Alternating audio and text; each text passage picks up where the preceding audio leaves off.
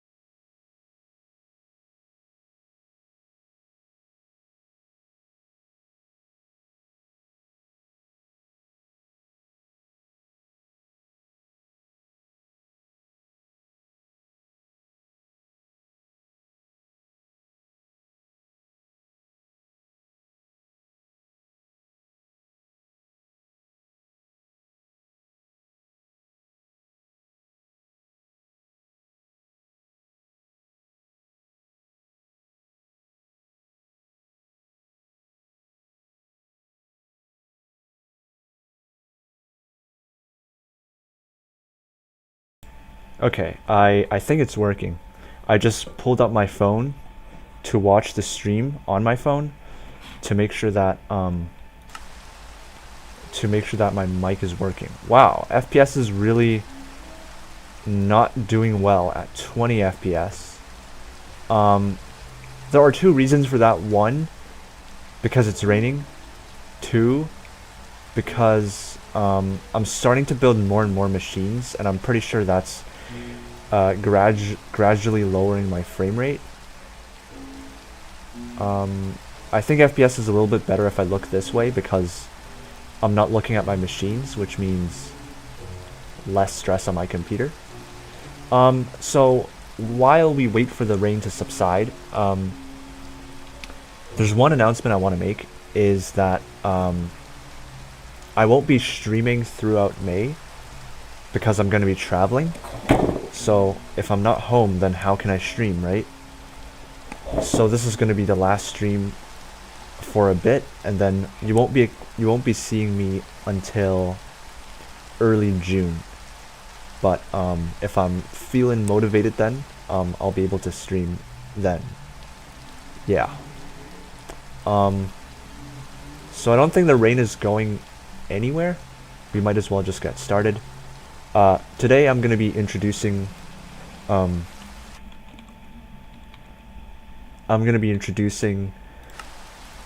pretty much what I've done since last time, and we've got quite a bit to go over. So let's get into it.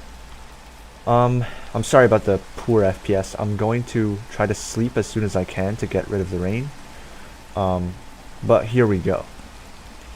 If you remember this machine from last time, it's a crusher and a smelter. Just a reminder of what it does. You put ores in this chest, and then the ores get crushed by these crushing wheels, and then they move along this belt. They will be bulk blasted by two lava sources in front of the fan, and that will turn the raw ore into ingots placed in this chest. And the reason to crush them is because we want to get experience. These nuggets of experience that can be consumed for XP, which is what I've done, and I've done some enchanting on my tools since last time with the XP. But I realized that I can actually convert this machine to do something else. So I've replaced the lava with water, and instead of putting raw ore into the chest, I put cobblestone into the chest. So when the cobblestone gets crushed by these crushing wheels, they turn into gravel, and then they'll be bulk washed by the water, which then turns into either flint or iron nuggets. But there's only a small chance of that happening, so I need a lot of cobblestone for that. I know there's not much here, but last night it was like completely full of cobblestone. So yeah, this is what That's what this machine is for right now, is just making more iron nuggets. I'll introduce everything in a sec. I'm just gonna sleep to get rid of the rain. Okay, I don't know if FPS is better. Still feels kind of low. Still like 20, 19, 20, 21. Well, that sucks. I mean, like, I'm already playing at 9 render distance, which is already pretty bad. I can further lower it, I guess. That helps a little bit. I think my FPS went up by about 10 or 20. Okay, let's do this. So you would obviously notice all these chains going everywhere. Last stream I've only had 2 chain conveyors, but I've added a lot more since last time. So this is a pretty cool logistics system that allows me to transport items through these packages.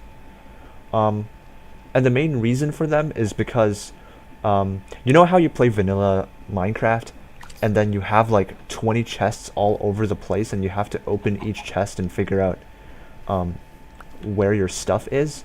So the solution to that is a block called an item vault, which is added by Create.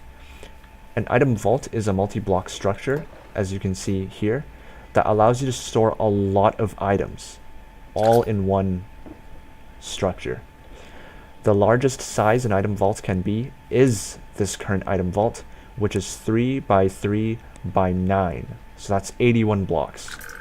And it can store something like, according to internet sources, I think something like 1,620 stacks, which is actually less than 81 chests.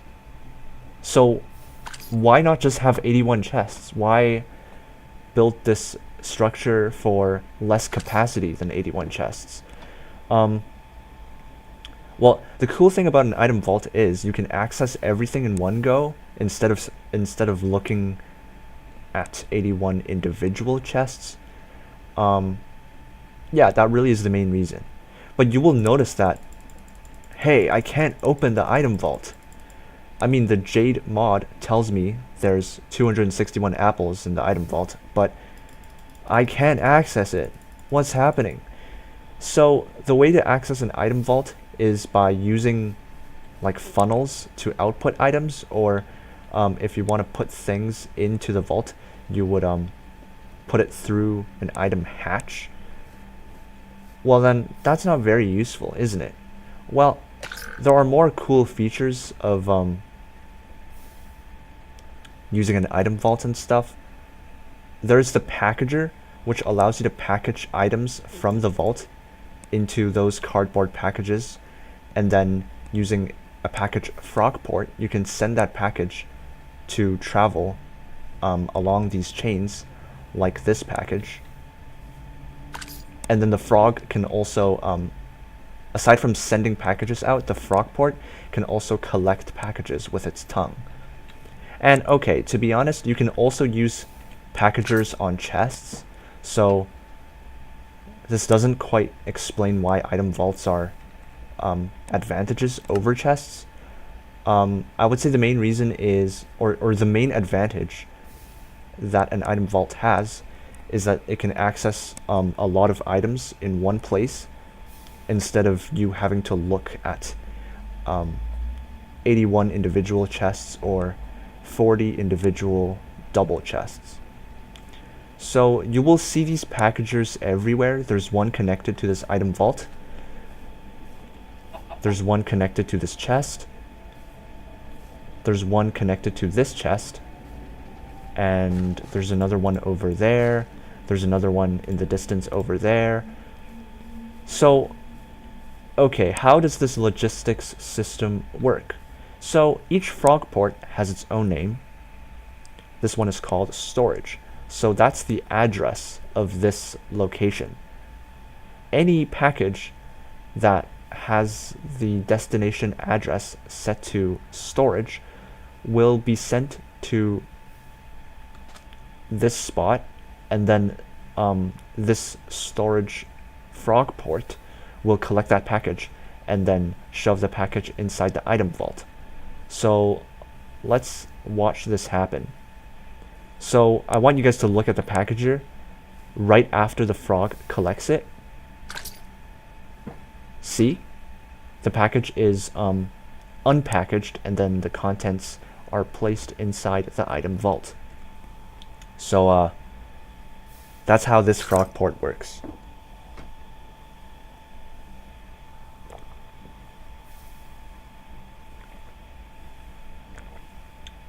I just drank some water, that's all. Well then, how does a frog port send out packages? Let's go over here and find out. A packager can be given a destination address with a sign. So if the sign says storage, it's telling this packager, or I guess it's telling this frog, to send everything to the storage frog. See what the frog just did? I'm going to show you guys again if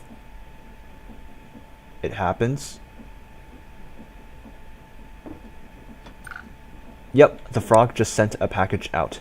And the destination is storage because it says so on this sign. And then this lever is important because you have to give the packager a redstone signal, otherwise it won't send anything. If you give it a constant redstone signal, like using a lever, it will always send stuff to storage. What if I don't want a constant redstone signal? I can use a button as well. So I'll give you an example. So let's say, what's a good example here? Oh, I got this egg from this chicken, and I want to send it to storage, like to deposit it in the item vault. I could right-click it into the item hatch, but what if I have a bunch of items, and I'm feeling lazy and I don't want to walk over there? Or what if I'm actually hundreds of blocks over there, and I don't want to walk all the way to the item vault to deposit stuff, but I've got these chains that connects hundreds of blocks, and I want to deposit something there. So you would put the item into the chest. This chest is linked to this packager, labeled with the address storage, which means send the package to storage. You click the button, and the frog sends out a package, I think it's this one, to the storage frog. It just has to go around. I believe it's this one. Yeah. Storage got it. Okay. So this is basically a deposit system. If I have anything in my inventory that I want to get rid of, I would shove it in this chest, press this button, and then it'll get deposited into the item vault. Okay. The next thing I would go over are these stock links. You will notice a few of them across my base. There's one over here. There's one over there. Oh, sorry, I did not see your message. Yeah, I made transportation faster. What was I saying? I was talking about stock links, but I guess we can talk about that a bit later. So last time I was powering these chain conveyors using a water wheel underground, but then I built this steam engine, which obviously outputs rotational speed much faster. Using these cog wheels connected to this shaft, connected to this chain conveyor, and it's insanely fast now. It's a bit better for transportation, if that's what we want to do. So now I can travel using these chains, which is pretty awesome. We might get stuck here. Oh, no, we're fine. Okay. And then we got stuck by these cogwheels. That's okay. And then how exactly does this steam engine work? So It requires three things. Size, like it has to be of some size, made of fluid tanks. It has to have enough water, and it has to have enough heat. The heat is provided by these blaze burners, which are constantly fed charcoal by this mechanical arm. So you can see it in action right now. And the charcoal comes from a bulk blaster, which turns any wood logs into charcoal, and then the charcoal is sent up this mechanical belt, picked up by the mechanical arm, and then fed to these blaze burners to provide heat for the boiler, for the steam engine. And then each one of these, what are they called? Powered shafts of the steam engine provides 16,000 stress units, whereas the entire level 9 steam engine can provide up to 147,000 stress units. So in comparison, one water wheel only provides 256 stress units. So this is pretty crazy. Basically, I have infinite charcoal, and then charcoal goes into keeping these blaze burners burning, providing heat for my steam engine, and then my steam engine provides rotational force to transport my items.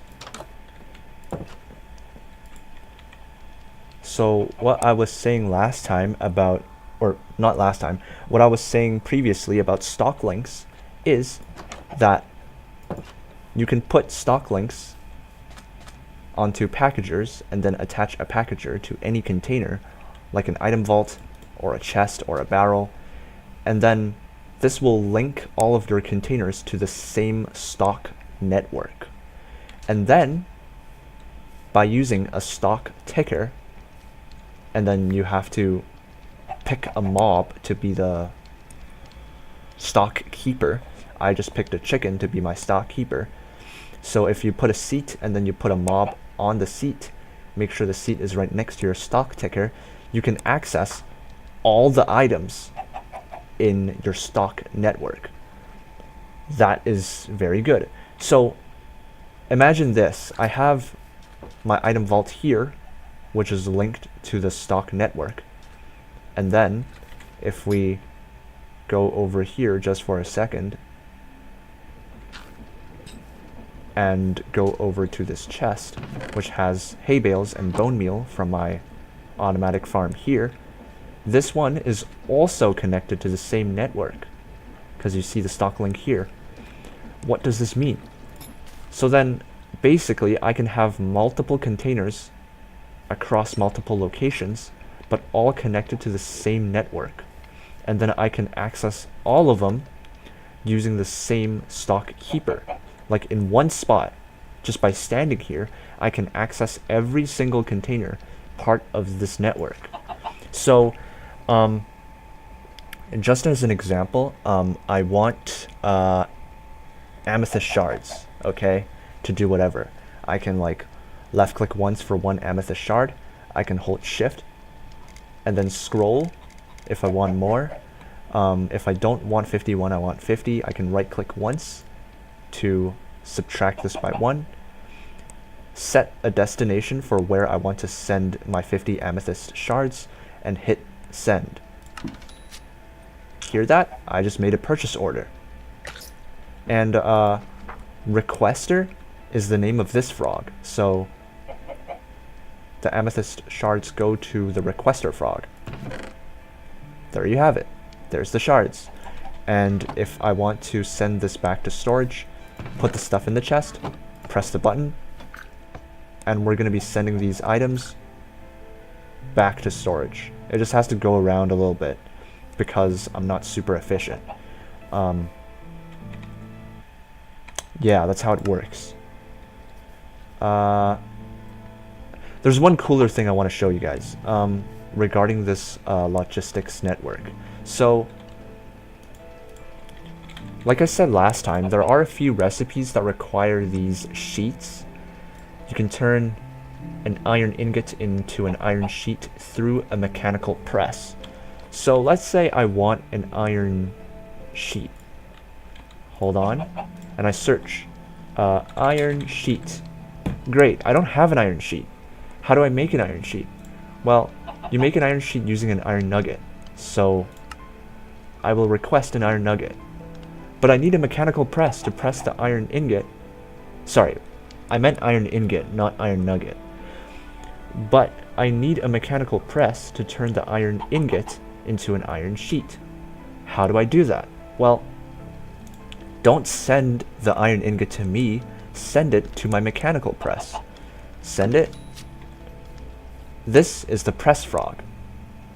Just wait for the package to come around. The press frog will receive the iron ingot.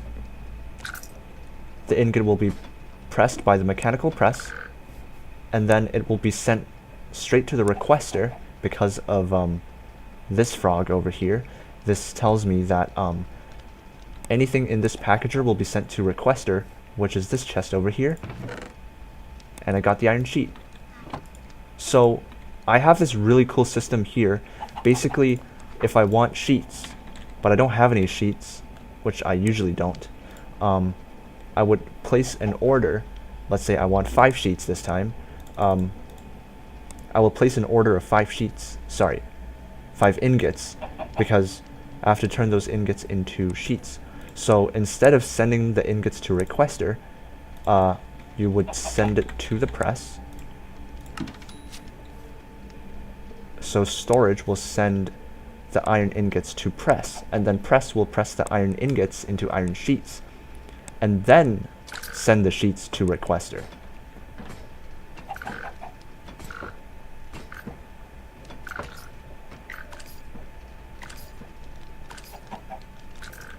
There you have it. Got him. So I've been saying so a lot. I don't know why I use the word so to start my sentences. But yeah, that's a really cool system I've got going. You can use these chains for transportation, but also just to move a lot of items around. Yeah. Do I have anything else I want to go over? I've talked about the steam engine, the charcoal production, the stock links, the stock ticker, converting this machine to produce iron nuggets. Ooh, one more thing. The windmill over there. This is a machine used to produce what is called a precision mechanism, which is used to craft a couple of things. So yeah, it's a little machine that does 3 things using 3 deployers, because you have to first deploy a cogwheel and then deploy a large cogwheel and then deploy an iron nugget and do this 5 times. So the belts and the funnels here allows the precision mechanism to loop around 5 times before it's finally done, and then it outputs into this chest. There's an item filter that ensures that the incomplete precision mechanism loops around instead of going straight to the output. Here is my first rotational speed controller that allows me to control the RPM of the machine. I want it to be 32, so I have it set to 32. If I set it to a higher RPM, it will consume more stress units, for as many stress units as the windmill can provide. I've also expanded my fluid tank a little bit, so now it can store 216 buckets instead of 96 buckets as last time. My vertical drill is currently idle. It's collected some stuff. Yeah, like deep slate, coal, flint, and that's it. I guess I don't really need I don't need these 3 barrels. I only need these 2 because it never fills up all 5 barrels. But that's pretty much it for this stream. It's pretty short, just going over what I've done since last time. No one's watching my stream right now, which is awesome as usual. I'll deposit these things. Ooh, one more thing. I've revamped my iron farm since last time.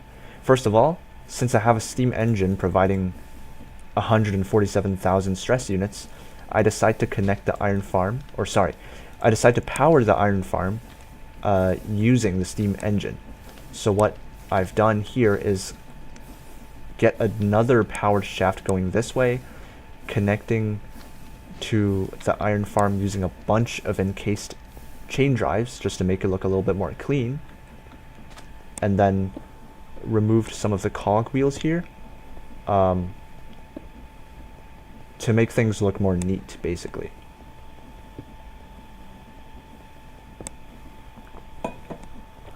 Oh yeah, I've also built this house.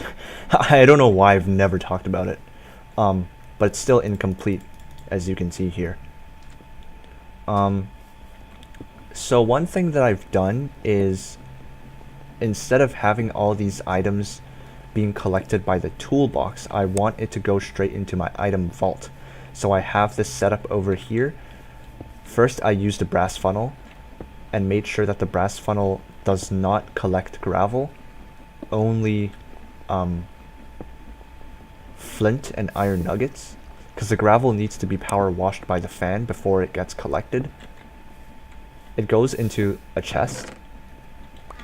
Oops, that's not what I want to do.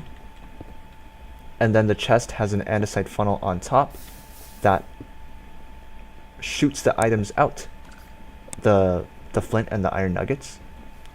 They will flow thanks to this water source, will be dropped onto the belt. They will go this way and will be filtered by this brass tunnel. Any flint goes here, which goes straight into lava because I don't need any more flint, as you can see right there. And any iron nuggets will go straight into my item vault because I need iron, I don't need flint. And if I ever need any more flint, I have 643 blocks of flint, which I can then craft back into flint if I want to. But that's all the flint I need, okay? I don't know why I have this much flint. 642 blocks of flint is equivalent to over 5,000 flint. So what am I doing? Okay. And I have like a bunch of resources. I've got 4.1k wood logs, 2.9k sticks, 2.3k saplings. I have about a little bit more than 3 stacks of iron ingots, almost 600 iron nuggets. I'm good, okay? I'm good. I have all the stuff I need. Am I gonna upload? Sorry, I don't read the chat. I just read the chat now. Are you gonna upload that later? You mean the video? Or what? Because I'm streaming right now, so the live or the stream is automatically uploaded as we speak because it's live, you know. Unless you're talking about something else.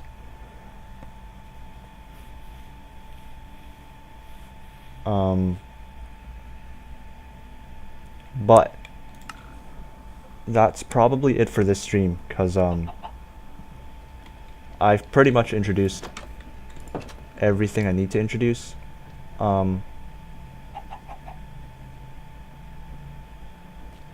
Yeah, I could finish building this house, but inspiration isn't exactly flowing, so like I have no idea what blocks to use to fill in this house yet, and I feel like doing something else, so I'm gonna end the stream right here. Are you gonna upload the live later as a video? Oh, that's what you mean.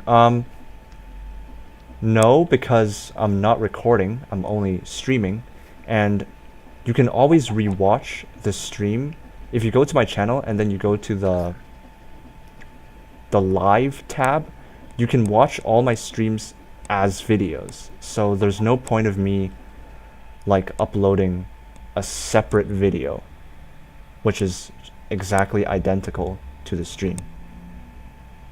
So yeah. Well, thanks for watching. I hope you all will have a great day or a great night. And I will see you guys in June, because I won't be streaming at all in May. Even if I wanted to, I couldn't. So, yeah. See you guys in the future.